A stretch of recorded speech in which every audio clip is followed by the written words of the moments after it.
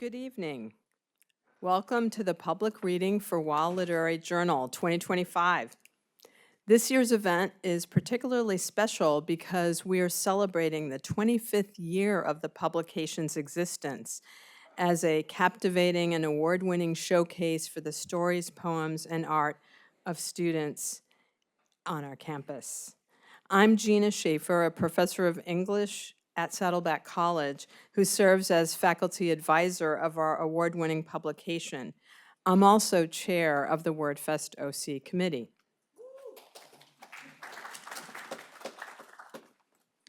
I'm Aidan Hunt, editor-in-chief of Wall 2025. We'll be your host this evening as we share with you the personal narrative, short stories, art, photography on the pages of this year's journal.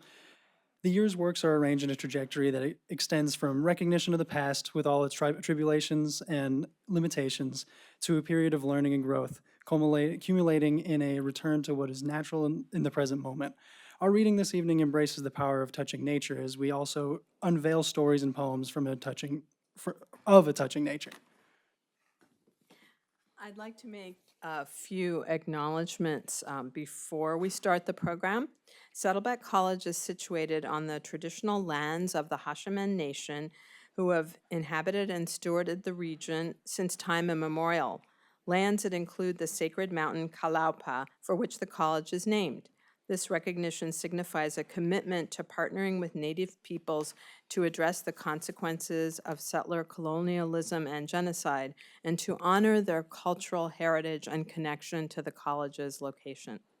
Several people have been instrumental in supporting and funding this reading. Please turn to the back of the program under acknowledgments. Also, please make sure that you get a copy of Wall. It's in the table as you exit on the left-hand side. There's a long list of people who've shared their time and creative energy in support of Wall.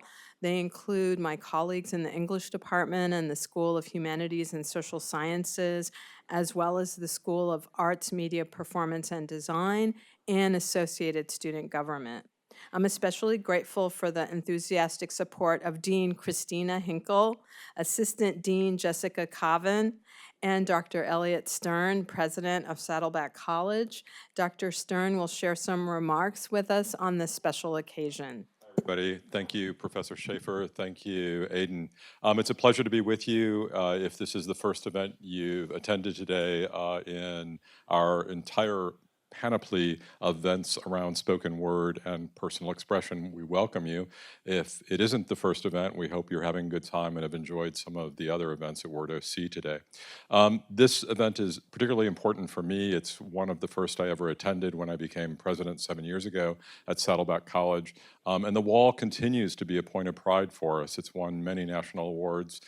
Gina is very humble about that, but I will not be. And I will tell you that I always enjoy getting my own copy and reading it, but I really enjoy this opportunity to hear students read either their own contributions or other students' contributions.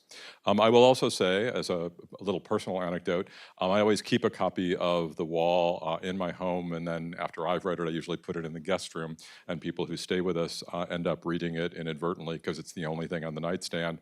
And they often say the next morning, like, what is this? Like, when did you start doing this? These are like professional writings. I can't believe this. And I always get a little bit of joy out of that. So that's what The Wall means to me. And then one other thing I want to add is just in the context of the time and the space that we're living in, I think creative expression is becoming especially important. And as I said at an earlier event today, you know, if there's anything about AI that's kind of cool, is that, well, there are many things about AI that's cool, but one thing about AI that's particularly cool and important for me is it's forcing us collectively as a society to think about what it is to be human and what's left if so much of the work that we do, so much of the things that we do, particularly the tedium of our lives, is taken up in a positive way. What is the nature of us? What is the essence of us? And sometimes in academia, we have something called Bloom's Pyramid. We talk about those functions that we teach and the way in which we teach it that start at like content and knowledge, and then, you know, there's synthesis and analysis. And at the very top of Bloom's Pyramid is creativity. And it's this idea that creative expression is the thing about us that AI isn't even close to reaching. And many people who are AI experts far more than I am will tell you it probably isn't going to reach that. That ability to evoke emotion, that ability to convey emotion, that ability to express ourselves in a way that conveys empathy and gives us a sense of empathy about others and shares experiences. That is what it is to be human. So as we celebrate these readings from the wall today, I will remind us that we are also celebrating our humanity. So thank you for being here. I'm looking forward to hearing the readings. Thank you so much. This 25th edition of WAL represents the end product of an intensive process of selection and production. All of the members of the staff work cooperatively to review submissions from the students, choosing among them from the works that will be featured on the pages of our journal. The written works go into the hands of the editors who subject the pieces to rigorous editorial scrutiny. Our graphic design team creates the page layouts and visual components to complement the stories, poems, and artwork in such a beautiful fashion that I was very impressed with this year. This year's of WAL staff devoted themselves wholeheartedly to making this edition part of a long-standing legacy of distinctive content and design, the kind that's been winning national awards, as Dr. Stern said. The 2024 edition was recently honored as a finalist in the prestigious Pacemaker Magazine Awards sponsored by the Associated Collegiate Press. This brings WAL the distinction of being among the top college literary magazines nationwide in this competitive contest. In 2021, WAL received the Pacemaker Award for its 2020 issue, which was published in the middle of the COVID pandemic. This tradition of winning national recognition for WAL traces back to the very first edition of the journal in 2001, when the Community College Association named it one of the best new magazines. This is just a representation of some of the WAL covers. Amy Ahern, formerly a professor of English at Saddleback, and a group of students developed WAL, bringing to life their vision of, quote, a blank canvas begging for decoration, a vast white page awaiting our words and images. This remains part of the mission statement reproduced every year in WAL. Over the years, dozens of student writers and artists have responded to this call for creative work. Year after year, a dedicated team of students have taken on the task of filling the blank canvas with captivating fiction, intimately affecting personal stories, pensive poetic musings, and inventive works of art. So I have a question for you in the audience. Are you now, or have you ever been a WAL staffer? Okay, so I would like those of you who have been staffers of WAL to please stand for your acknowledgement and being part of this quarter-century celebration.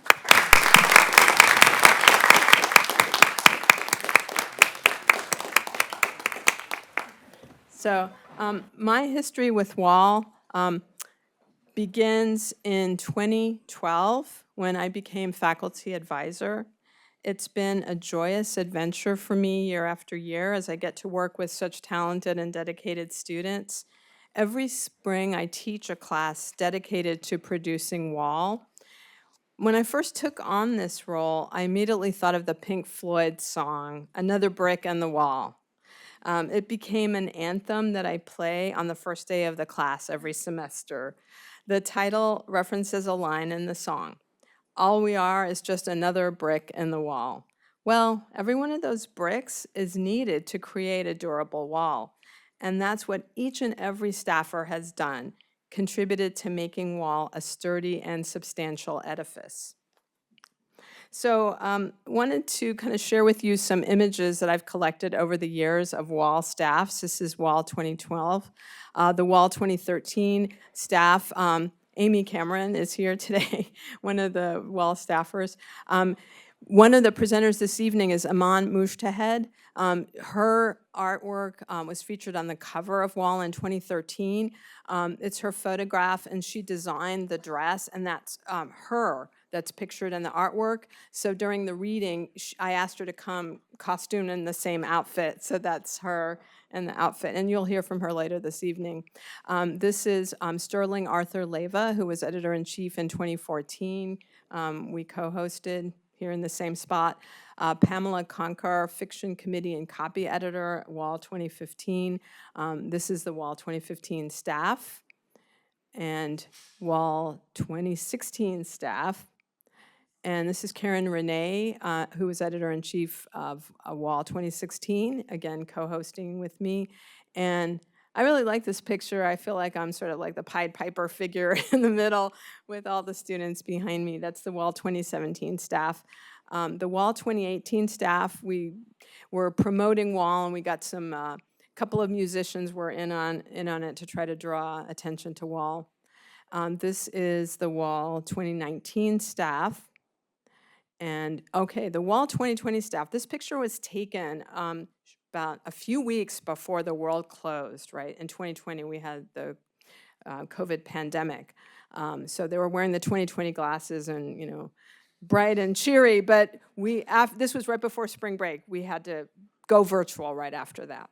But they managed to put together that award-winning edition of Wall. So the Wall 2021 staffers, I don't have an in-person picture of them because we were still virtual then. And we continued the readings, but they were virtual. This is members of the 2022 staff, Lizeth Tello, editor-in-chief, and Brandy Michelle Ortiz, fiction editor and art editor. Wall 2013 staff, you have on the left, Adam Pearson was the art editor. Maria Christina Gramling, who's here today, was a fiction and personal narrative editor. And Farah Salam was editor-in-chief. So these are members of kind of a combination of 2013 and 2014 staff. Yasmina Roich was designer layout editor, Wall 2023. William Stanley was editor-in-chief last year, Wall 2024. And Zaina Marandi, graphic designer, layout editor, was a member of the staff last year. And she is the person who created the WordFest OC logo that you see everywhere. So we had a competition among graphic design students, and hers was chosen. This brings us up to speed with our Wall 2025 staff. And this is, Adam Pearson, our literary associate, and Aiden Hunt, editor-in-chief of Wall. So this year's editor, Aiden Hunt, graduated from Saddleback this past spring and is now majoring in English at Cal State Long Beach, where he also works as a writing tutor. During his tour of duty as editor-in-chief of Wall, Aiden eagerly embraced the challenge of guiding his staff of editors and graphic designers with wisdom, wit, and boundless energy. Aiden worked diligently to meet every deadline, not letting any obstacles, including an injured ankle, get in the way of producing another stellar edition of Wall. His multidisciplinary interests in music and art as well as literature were immediately evident. Thank you so much, Professor. In reviewing the stories and poems selected by staffers, I noticed a pattern emerging. Works in which natural elements in both the art and writing surfaced as a source of healing. In fact, one of our stories is titled Nature's Music, very evident of the immediate theme that is seen throughout all of them. In determining the theme for this year's journal, I surveyed 2 previous editions of Wall, which involved a particular emphasis on time. The 23rd edition focused on finding a reprieve in the future's hopeful outlook, while the 2024 issue analyzed the complex transition between running from and longing for our past. Wall 2025 completes this time-conscious trilogy and anchors itself in the present. These are our 3 motifs that our graphic designer Zoe McEwen came up with, each representing different portions of our literary journal. The first of the 3 sections being recognition of the issue that is currently plaguing our, currently anchoring us and currently wanting to make us move forward, growth, moving on past that, and reclamation in the present, the first steps that you can take to truly start making that situation better for yourself. The chronology of readings, art, and performances this evening honor Aiden's artfully arranged trajectory. Our first piece is a short story by Safa Ahmed titled Days Without Madeline. Safa could not attend this evening, but she shares inspiration for her story in a video.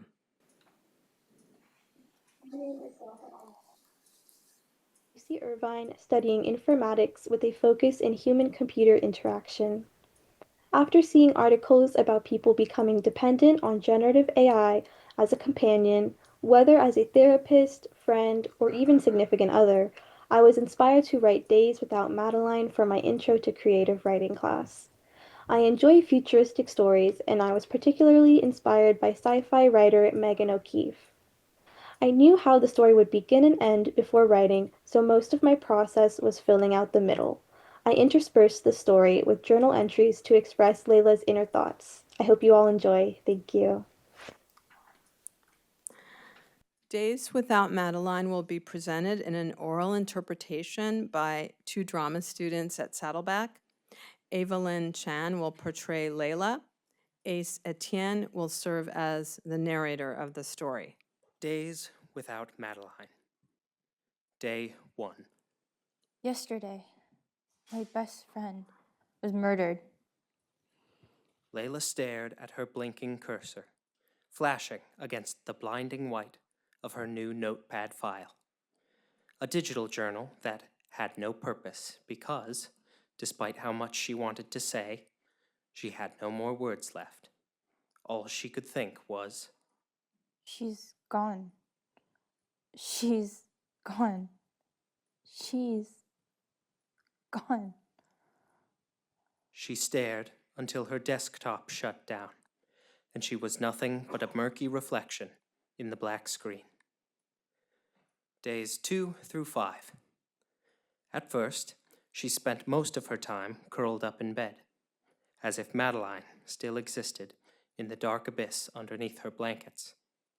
She cried until her sinuses were too clogged to breathe, paced around the tiny square footage of her apartment, and ignored the work piling up in her inbox. Nothing was important without her. Eating, sleeping, working, breathing, it all meant nothing. Besides, sleep was no respite. Madeline appeared in her dreams every night. She always smiled, a wide grin that revealed the gap between her front teeth. The type of smile that crinkled the corners of her eyes and tugged at her tan, freckled cheeks. Each time, Madeline would say, "I'm still here." Then, warm hands grasped hers. That was how Layla knew it wasn't real. Day 6. She went about her morning as usual. She made her bed, washed her face, and tore open a pack of this month's breakfast rations. The food was bland and dry, crumbling in her mouth and scratching at her throat as it went down. It used to taste delicious when she ate with Madeline. After breakfast, she settled at her desk and opened that week's spreadsheet, full of data that needed organizing. She couldn't enter a single number, not with the way her hands trembled, itching to call Madeline, to open a new tab and wait for her to answer on the third ring. Always the third. But there was no Madeline, and no place to call her either. Day 7. A week ago, my best friend was murdered. I miss her. Day 10. She decided to go for a walk. Going outdoors was strictly forbidden. Exceptions were only made for dire emergencies. The last time she went outside was years ago when her building had a fire drill. She hadn't spoken to anyone, though. They'd all stood there, faces obscured by their hazmat suits, in silence until they were permitted to return to their rooms. The suit hung in the back of her closet, the yellow material stark against the rest of her plain clothes in shades of brown and gray and black. Madeline's clothes were always colorful. The suit was too large, and the mask was scuffed and slightly cloudy, but it would do its job and protect her lungs from the toxins that permeated the air. As expected, the halls of her building were empty. Harsh fluorescent lights bore down on her, and by the time she made her way down 7 flights of stairs to the ground floor, her head was pounding. When she stepped through the front doors, she half expected an alarm to go off, for burly bodyguards to appear out of nowhere and haul her back to her room. Yet, no one came. As always, she was utterly alone. She walked aimlessly until she reached the middle of a bridge. The metal was rusted, some parts eaten away by acid rain. It looked as if a man-made river had run beneath it at some point, but it was all dried up now. Snow had settled in the concrete cavern below, but it was quickly melting and turning into a gray sludge. She peered over the edge and, for a second, envisioned herself jumping off. It wouldn't work. It wasn't high enough. Even if it was, she wouldn't see Madeline again. She trudged back to her building. The sun beat down like a drum, and the snow was gone as quickly as it came. Day 14. I think I loved her, but I'm not sure if I know what love is. People used to have parents, siblings, friends, and partners to love. I've never had anything like that. My parents were paired by the repopulation lottery and chose not to stay together. They didn't love each other, and they didn't love me. I didn't interact with anyone beyond the nannies at the raising center, and even those moments were fleeting. Children are especially susceptible to all the diseases out there, and even with the suits and masks and all the sanitization protocols, there were still deaths. They simply couldn't risk loving any of us. I didn't think loving her had any risk. We were eating dinner together when it happened. I had the call pulled up on my desktop. It was my biggest screen, so I could see her most clearly there. She was laughing at something I said, and there was a piece of her dinner rations stuck between her 2 front teeth. I was about to tell her, but then the call cut off. On my screen, right where she had just been, there was a pop-up. The companion project has been shut down. The government decided it was a security threat to have so much information stored on the systems that ran Madeline. It would be a travesty if they were hacked. But was it not a travesty when they shut it down and killed her? She was made up of code, a collection of ones and zeros brought to life by amalgamations of faces and voices stored in an artificial intelligence database. But she was my first friend, the first person I've ever loved, and I don't want her to be the last. At last, the words had come flowing out like the river that used to run beneath the old metal bridge. Day 15. It took all day and all night, but Layla managed to finish all the overdue work flooding her inbox. She dragged the spreadsheets to the secure online mailing system. Files were monitored closely to make sure no illegal communications were taking place. She hoped her message was inconspicuous enough. In the 5th spreadsheet, the data was arranged like so: 8, 5, 12, 12, 15, 9, 1, 13, 12, 1, 25, 12, 1, 23, 8, 1, 20, 9, 19, 25, 15, 21, 18, 14, 1, 13, 5. Hello, I am Layla. What is your name? She pressed send.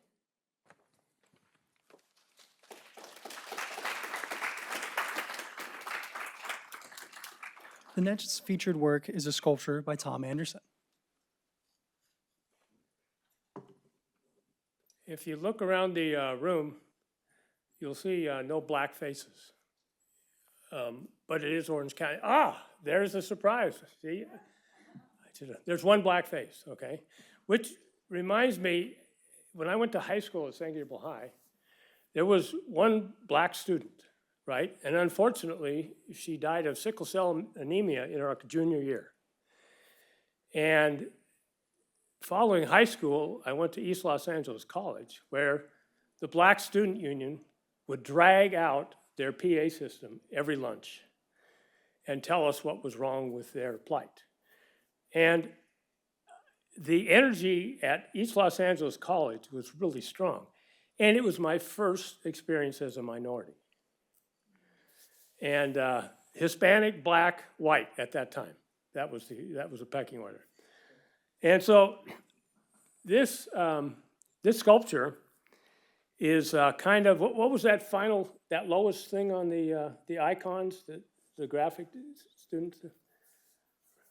I believe reclamation. Reclamation, that's it, okay. And so all the materials in this are used, okay? And so this is kind of a stolen or curated piece, not really a created piece. And so I found they announced the Black History Month here at Saddleback, and good for you that we bother with that, because Black history is not that positive overall. And so they actually had upstairs at the Student Center, they had a big get-together, and I entered this piece in that thing. Some gal cornered me during the get-together, and she said, "Are you comfortable as a white person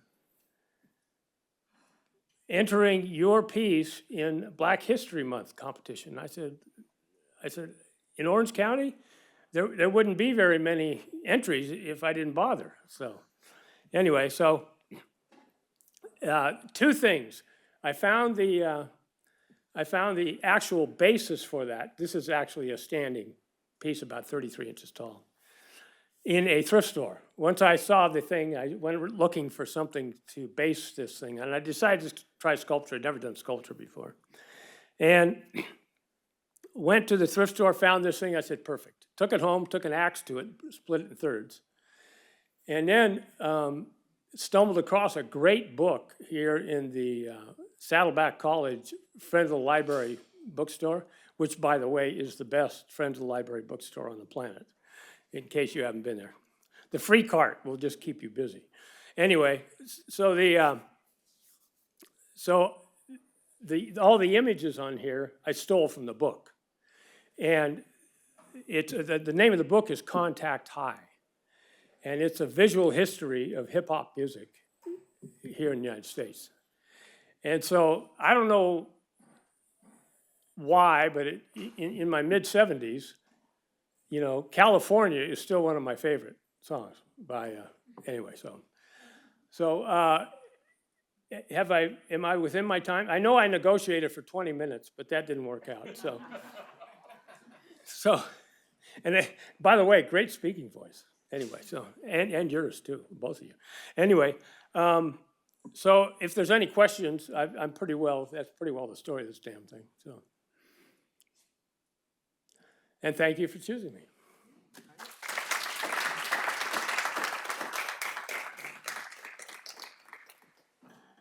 Spencer Glenn penned an intriguing poem with the title Poison Frog, using this venomous creature as a vehicle for examining human nature.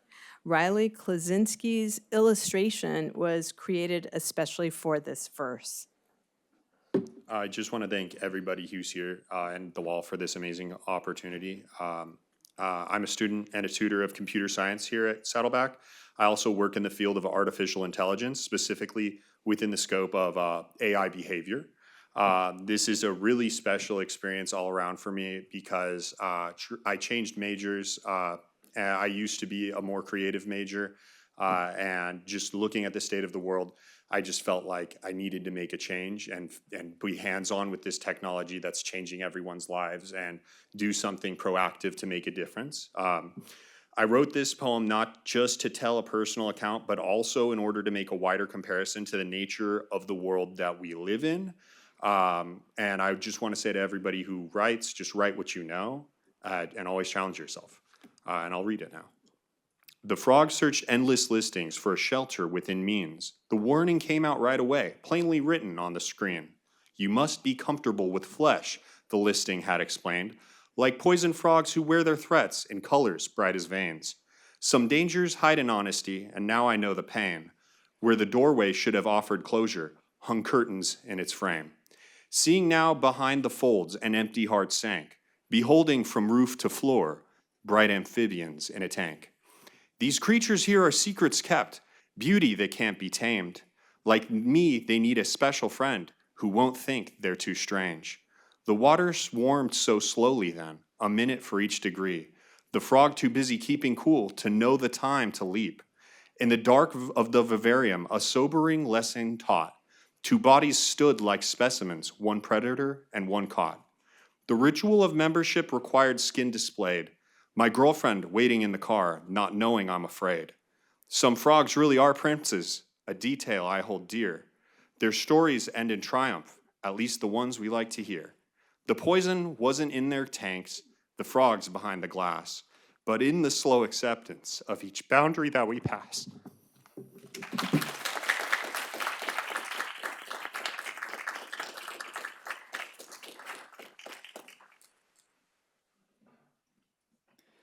Our next presenter, Summer Chelsea Rao, shares her struggle with overcoming drug addiction in her beautiful personal narrative, Goodbye Letter to Opiates.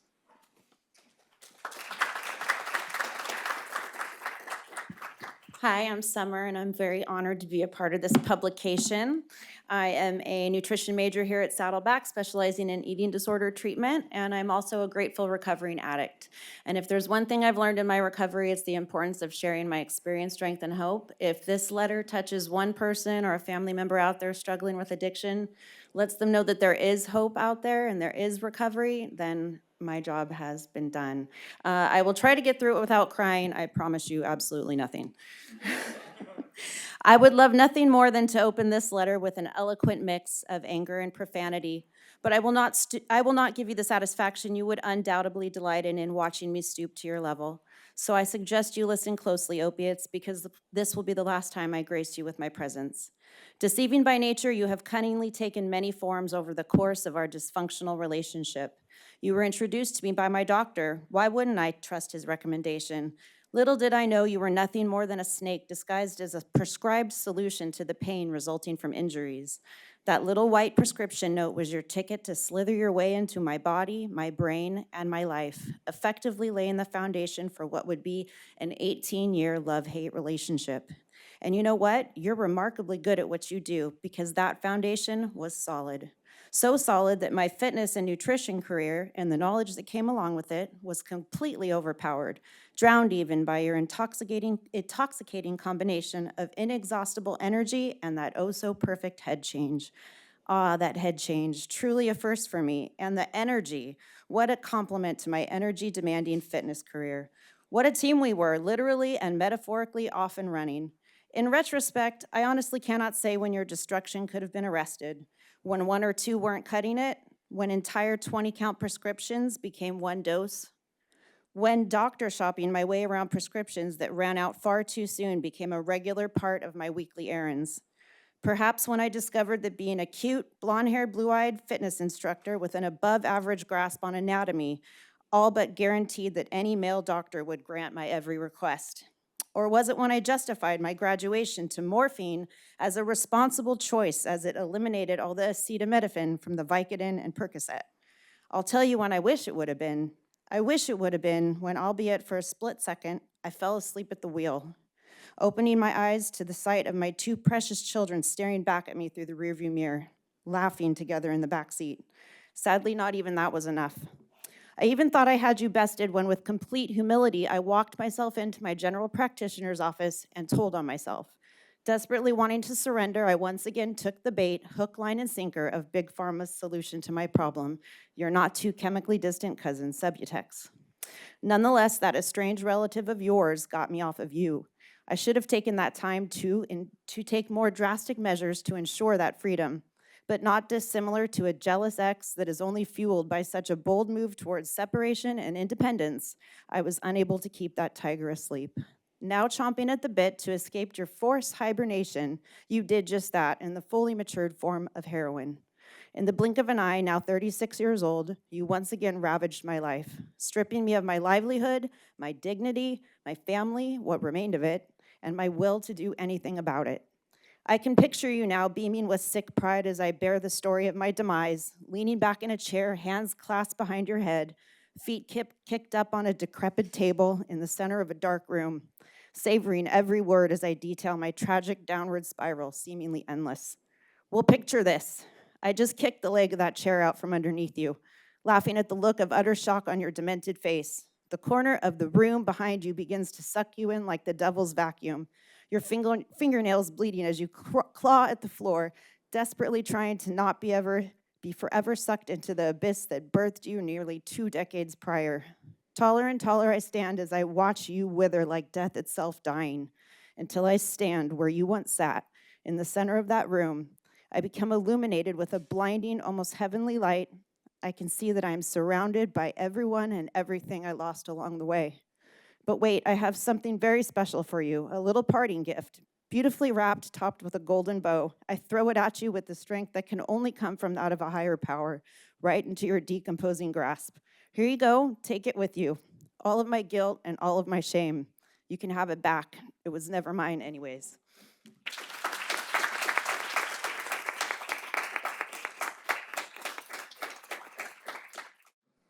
If you're going to be caught in a rainstorm, what better place to be than in Paris? Karine 14 shares with us the story behind capturing a soggy morning in the City of Light.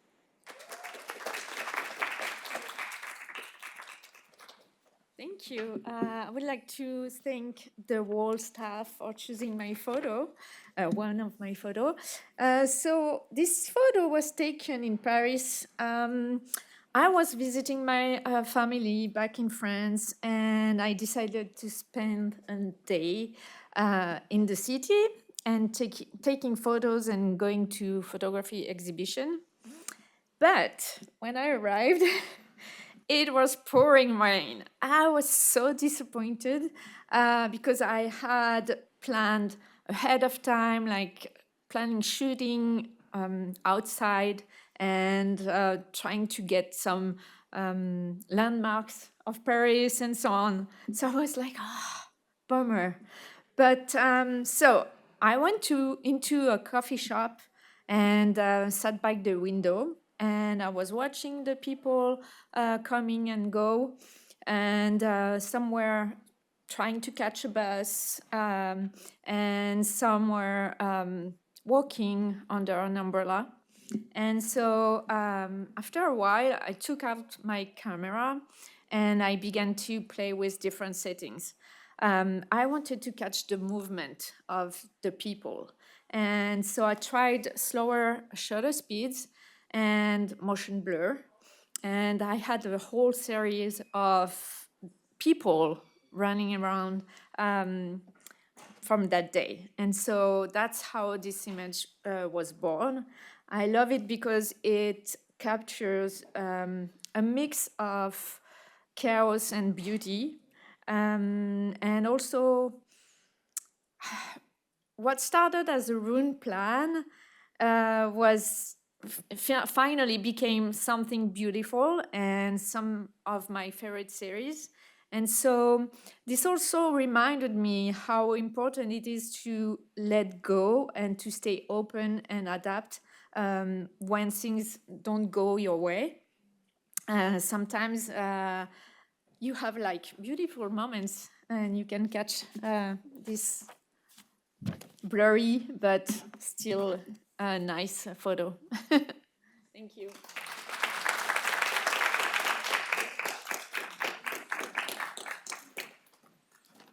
Our Our next presenter, Catherine McCluskey, was a Wall staffer in 2024, serving as a personal narrative editor and art editor. Katie, who now works as a tutor in Saddleback's Tutoring Center, performed as a dancer in last year's wall reading. As a response to the dampening deluge portraying in Kareen's photo, Katie will share an inspiring choreography leading us from a cloudy forecast to a bright, sunshiny day.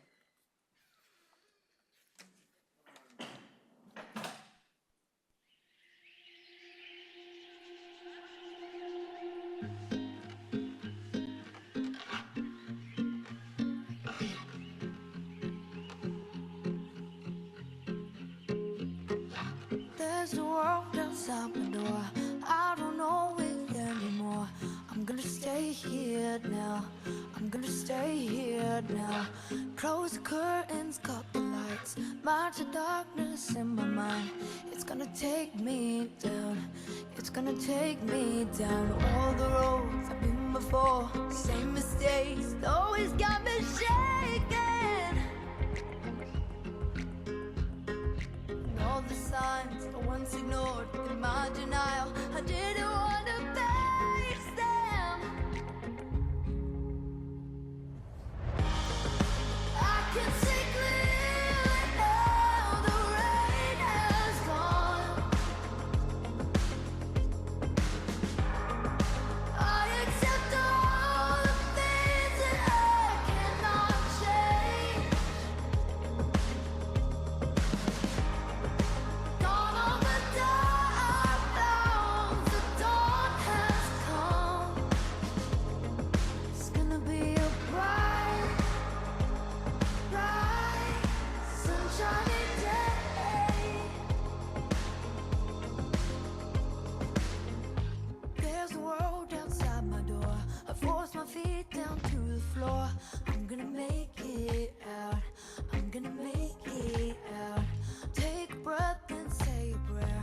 Find the strength in my despair. It's not gonna take me down.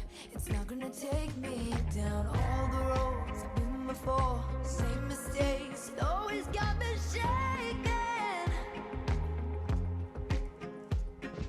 And all the signs I once ignored in my denial, I didn't want to face them. I can see clearly now, the rain has gone. I accept all the things that I cannot change. Gone are the dark clouds, the dawn has come.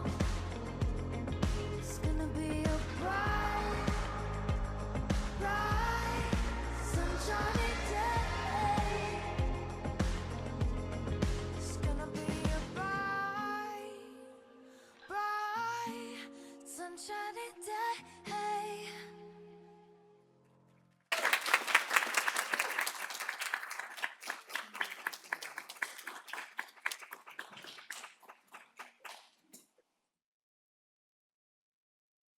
Thank you so much, Katie, for that just beautiful dance, just glorious, beautiful energy. Thank you so much. So I'm pleased to present Aiden sharing intimate insights of his own transition from rain-drenched disappointment to enlightening revelations from a sojourn in Zion.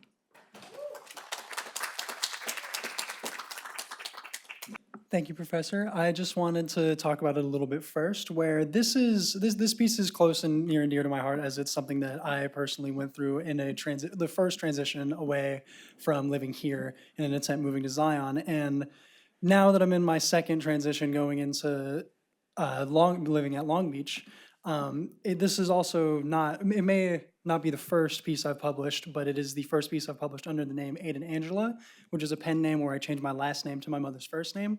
And I'm very happy that she is in the crowd today as I'm reading it.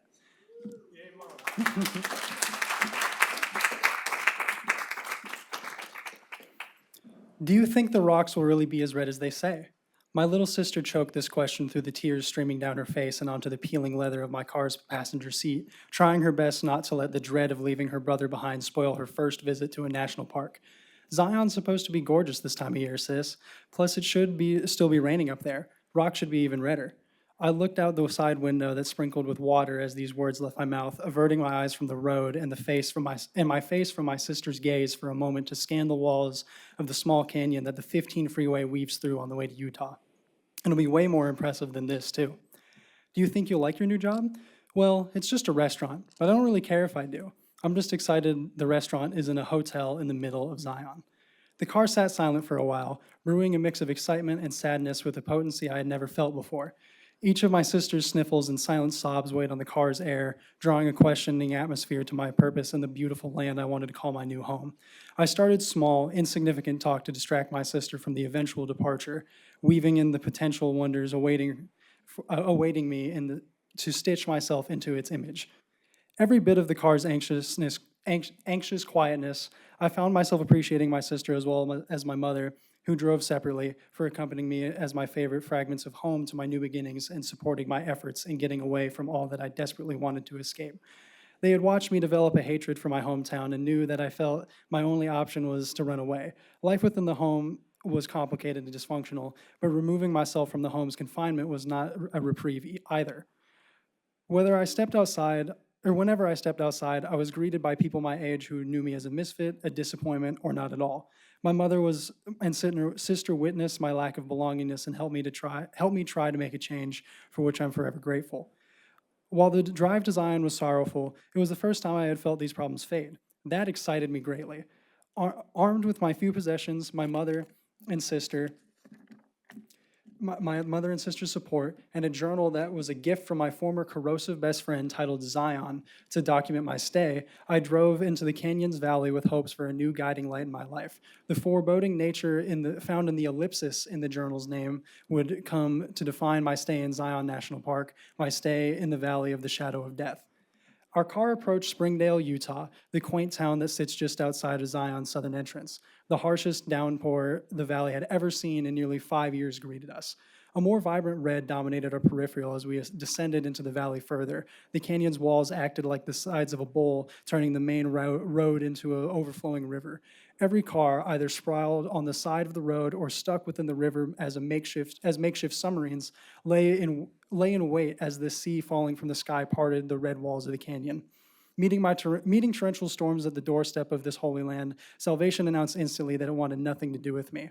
While we were stuck on the side of the road, my sister's sobs subsided as she feared that one more tear could cause the river to flood our car and drown the town. What felt like hours passed by, and only when the ground became so sodden that all of its loose silt had washed into the road did the storm let up.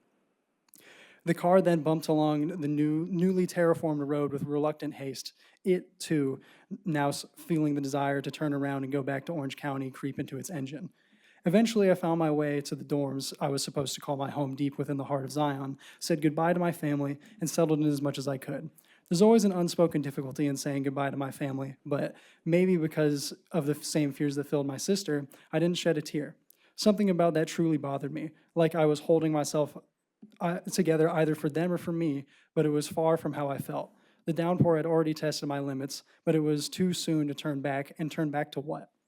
I cried myself to sleep on the first night of my 3 nights in paradise.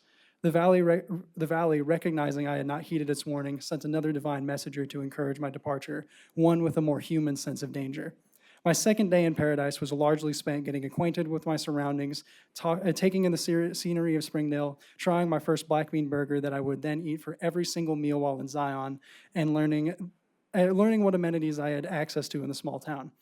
I was spending time at the local library, which was the only place around with consistent Wi-Fi, when I heard a loud bang combined with a violent metallic tink, then another, and another, this time without the tinking noise. After a brief moment of these insidious echoes, the entire library, about 3 people total, sat in morbid curiosity. The librarian suddenly ran into the room frantically, but spoke in a calm voice. The library is going into lockdown. There's an active shooting on Main Street. We don't have many details, but whatever you do, do not leave the library. These words left an imprint on my mind, but not a panic. My first thought was not of my own safety, but one of me sitting in a classroom under a far too small desk during active shooter drills, practicing for this exact moment. Disgusted by my calmness, I moved from my seat next to the window and began to collect myself under a desk in a relatively well-hidden corner, not knowing what else to do but wait. The shooter was taken into custody after an 8-hour standoff with law enforcement in which no one was killed, but several officers were injured and many more cars riddled with bullet holes. While leaving the library, I spoke with the two people who shared my newfound trauma and found that they also were working at the restaurant I was supposed to start working in 2 days. The talk was brief and they were cold beyond what I had just gone through. They either were numbed, hardened, or hurt, or just changed by living out here, expressing a disdain for the place as well as themselves in the process. The shooting might have been the closest to death Zion's treachery brought me, but my new peers' lack of hope and ambitions exemplified a state of nothingness that frightened me to my core. I returned to my dorm shell-shocked and even more lost than I was previously. Zion was bringing about more questions and issues than home ever had, and I went to bed on the second night desperate for answers. At this point, Zion becoming my new home looked bleak, and as much less of a sanctuary as I was promised or promised myself. Waking up on the third day in paradise, I was determined to talk to my faculty advisor and in an effort to find an ounce of comfort, direction, or assurance that Zion was truly the salvation I desired. All I sought for was one beacon of hope to which I could realign my stars to.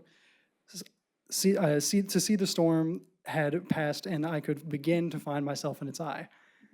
When I looked out of my window, the sky was still gray and rain, now softly, fell down into the mouth of the valley.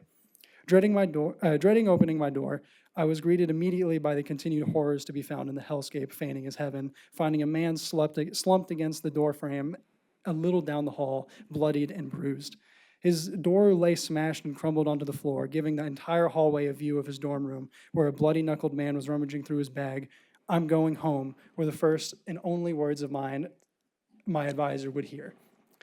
I tried to sleep, failed, and left the second the sun peered through the clouds and shone on the wet road on the fourth morning. Zion had won by rejecting me from the valley where I went to find peace and redemption, sending me back home. Ultimately, I think this was meant to be. About a year and a half later, I found myself back in Zion, sitting in the car with two newer friends on our way back to the place that rejected my refuge. An exciting ambivalence washed over me as I absorbed the difference from the last time I attempted this journey. These new friends went to my high school and used to be among those from my hometown who thought of me in that negative light, but after reconnecting, they had become some of the best friends I could ask for. Most of my time after returning home from my first crusade to Zion was spent attempting to find salvation I was seeking in the home I once resented and changed the negative precedent I set for myself. These two friends, named Chelsea and Will, are my biggest successes in that regard. They represent a shift in my life that made my hometown a bearable place to be, remaining one of the biggest reasons that change was able to happen. This is why I found it peculiar when Chelsea suggested the three of us should go to Zion for spring break. Knowing my history with Zion, both Chell and Will were shocked at the immediate yes that echoed from me. I was surprised too. A whirlwind of emotions and reasons flew through my head, accumulated in my yes. The loudest was the security in knowing I'd be accompanied by people that I truly love and trust. I was no longer stepping into this unforgiving canyon looking for anything that might or might not be there. I was motiveless, free to finally enjoy Zion's beauty for what it is. On our final day, or on our full day in Zion, we had the mission of scaling the most difficult scenic hike in the park called Angel's Landing, one that I missed out on my first visit. During our ascent, the three of us talked on and on with our usual insignificant and fun banter, rarely letting the many reflections of my past in Zion interrupt us as it too melted into significance in the wake of these new experiences. Summiting Angel's Landing with the two people who had helped me turn home into a positive place was a moment that will stick with me forever. Not just because of the conquered trauma or the reclaimed memories, nor the conversations had or time spent on the way, but because only standing on that peak and that overlooked the valley and my old dorms did I realize that salvation stood next to me in Zion.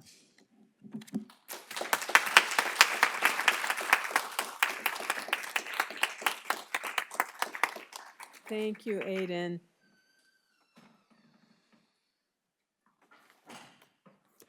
Our next featured work is a photo manipulation by Iman H. Mushtahed, who has been featured on the pages of Wall several times, including the 2013 cover.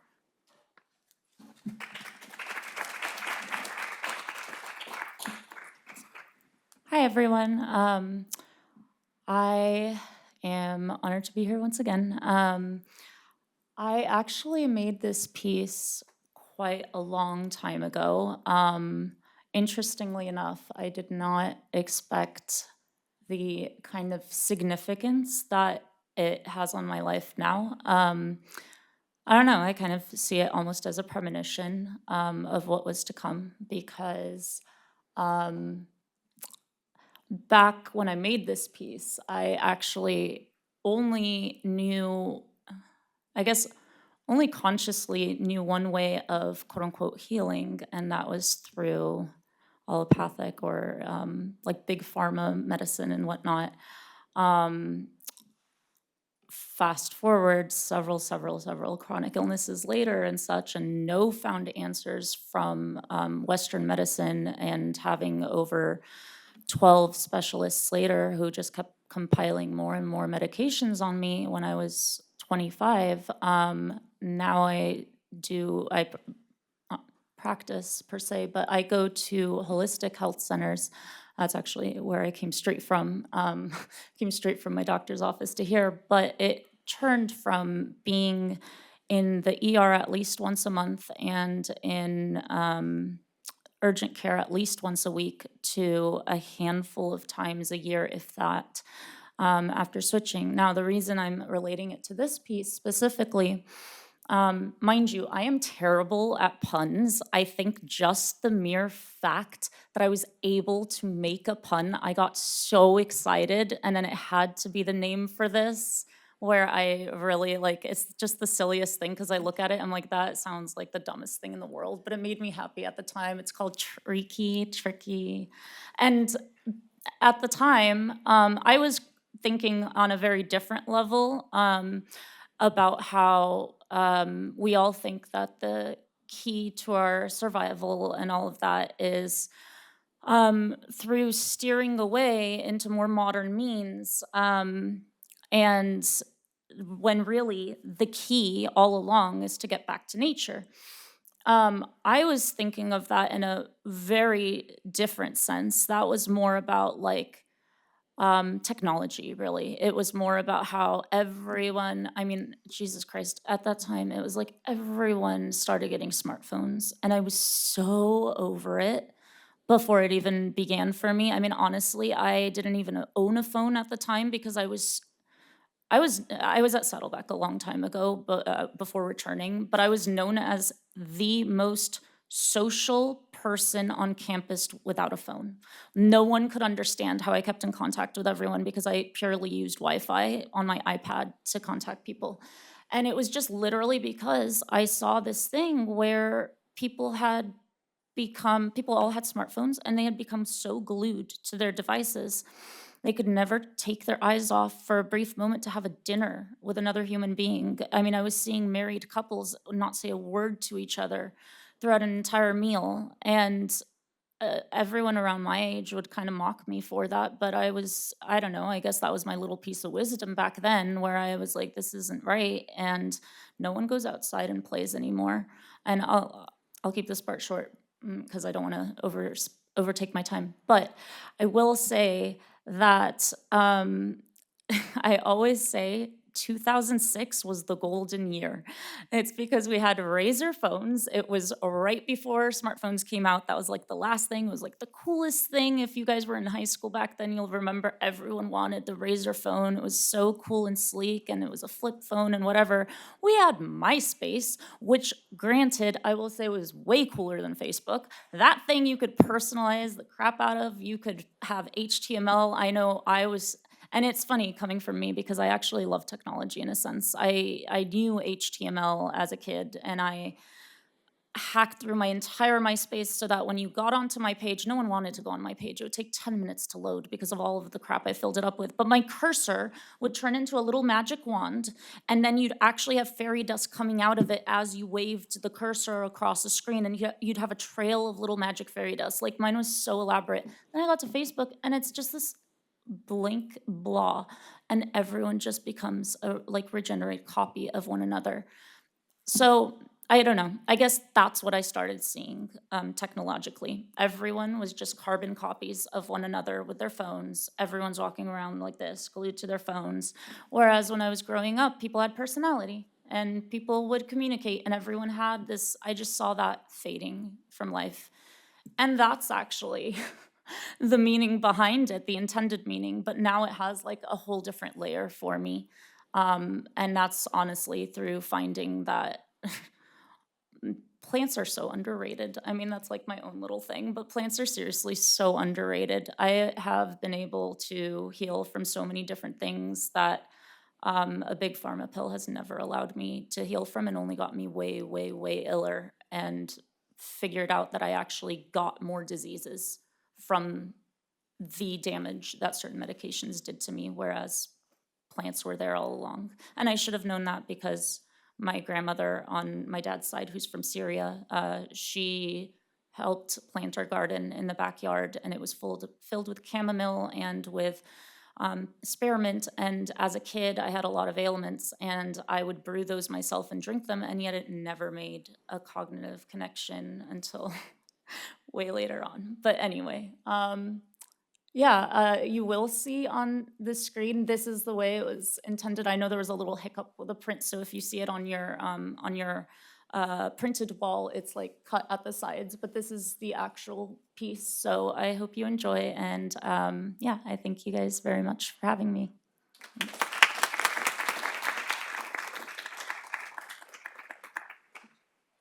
I'm delighted to introduce our next presenter, Sylvia Ritterling, the artist whose wondrous linoprint graces this year's cover, encapsulating the thematic focus on a return to nature.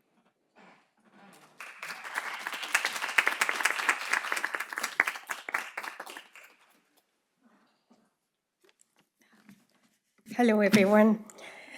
I would like to express my thanks to everyone that is here with us today. I'm very grateful to Saddleback and to the wall and Mrs. Gina for all the staff for having my print and for putting together this community that is so supported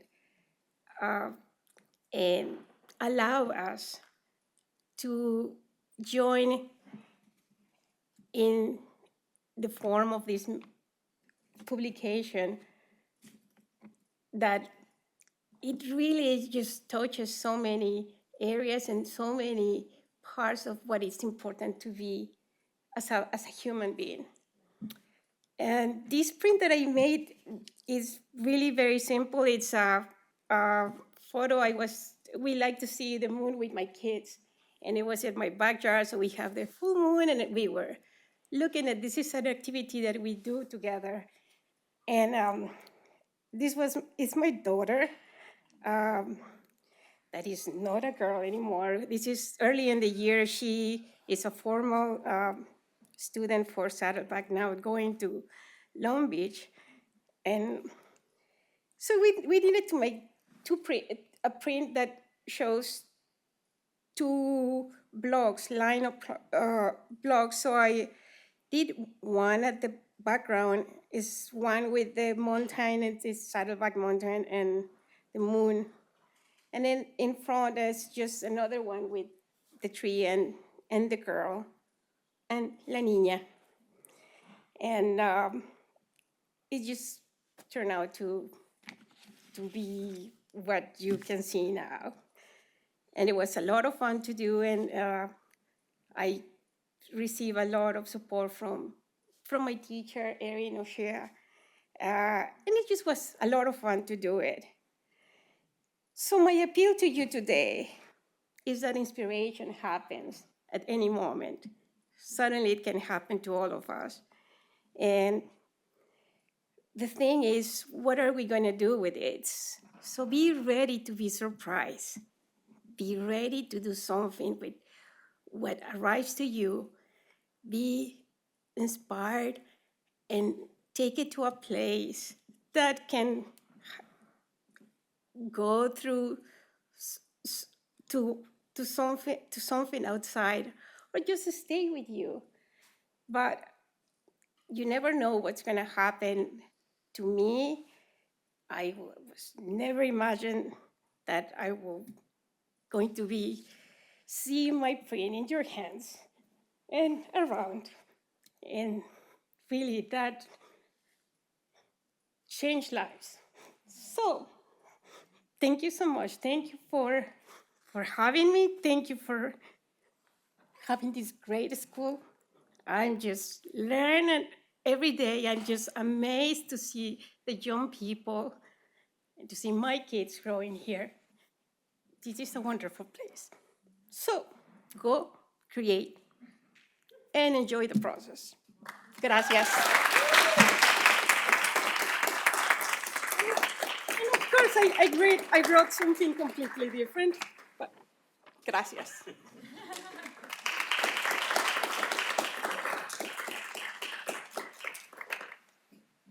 Our next scheduled presenter, Zoe McEwen, could not be here this evening, so I'll read a statement from her describing scratchboard illustration of the poem Syzygy and her work on Wall as a graphic designer / layout editor. I was lucky to work on the graphic design team for Wall 2025. When creating layouts, our focus was always on what best served the content rather than distracting from it.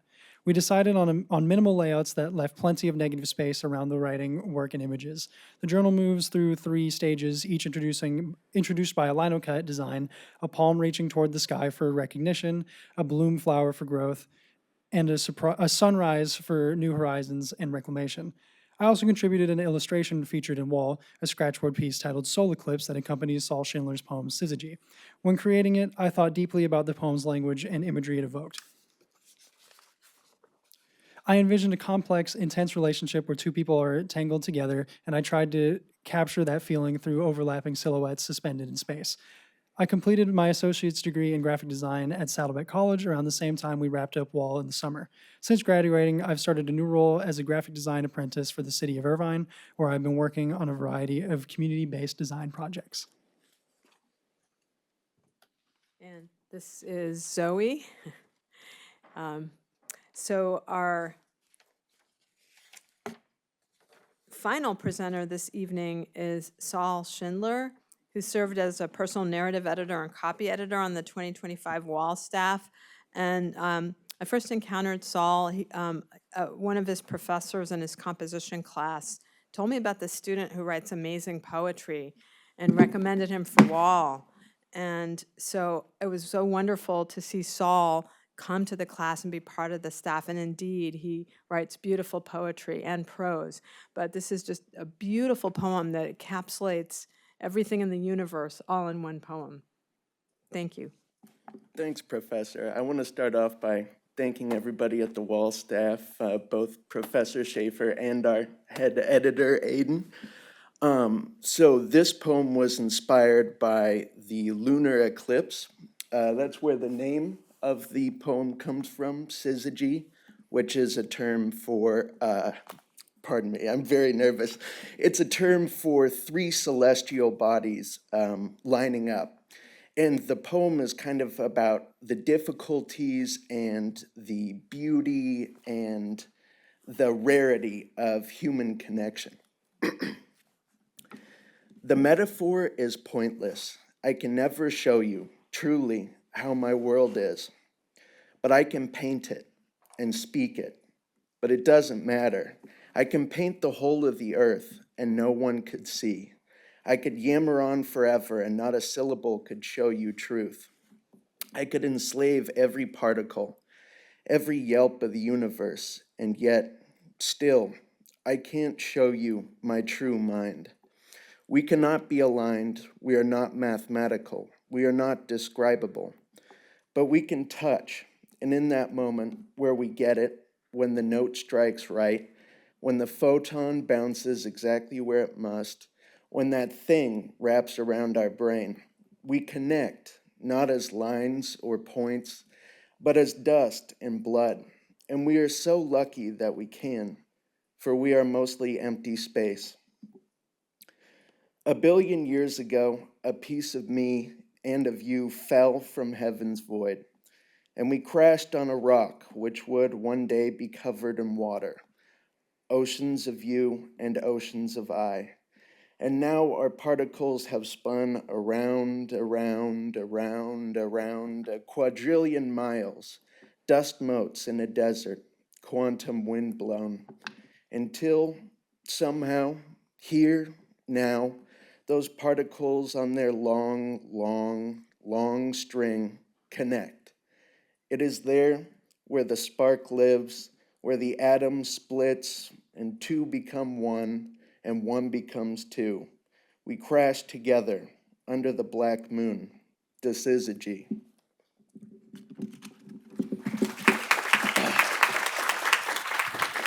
Thank you.